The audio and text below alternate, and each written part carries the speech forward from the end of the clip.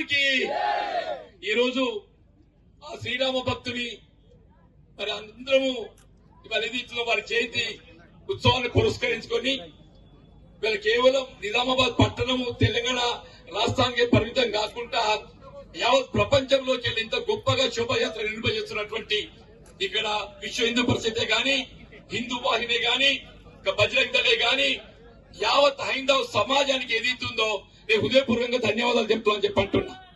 ఈ రోజు యావత్ సమాజానికి శ్రీరామచంద్ర ప్రభు ఏదైతుందో ఆదర్శమూర్తి అని చెప్పంటున్నా. వాస్తవంగా తండ్రి మాట చెవదాటని పుత్రుడు అంటే శ్రీరామచంద్ర ప్రభు అని చెప్పంటున్నా. ఏకపత్ని వ్రతుడు అంటే శ్రీరామచంద్ర ప్రభు అని చెప్పంటున్నా.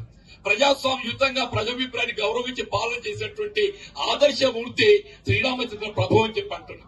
అటువంటి శ్రీరామచంద్ర ప్రభు మనకందరికీ ఆదర్శంగా నిలబడే విధంగా ఇవాళ ఏదైతుందో ఆ శ్రీరామచంద్ర ప్రభు భక్తులలో అగ్రగణ్యుడు ఎవరు అని చెప్పంటే ఆంజనేయ స్వామి అని చెప్పంటున్నా. ఆ ఆంజనేయ స్వామి అందరం కొలవడం అని చెప్పంటే మనలో ఆత్మవిశ్వాసాన్ని నింపుకోవడం అని చెప్పంటున్నా.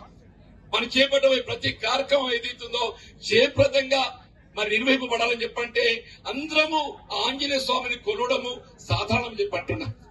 ఇవాళ నిజామాబాద్ ఈ పట్టణమే గాని ప్రాంతమే గాని శాంతి సౌభాగ్యాలకు ప్రత్యేకంగా చెప్పంటున్నా.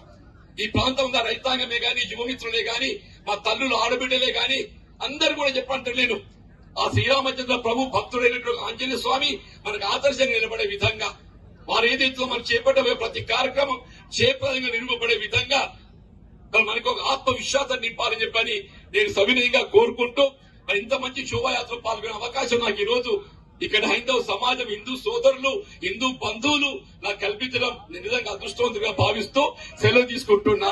జై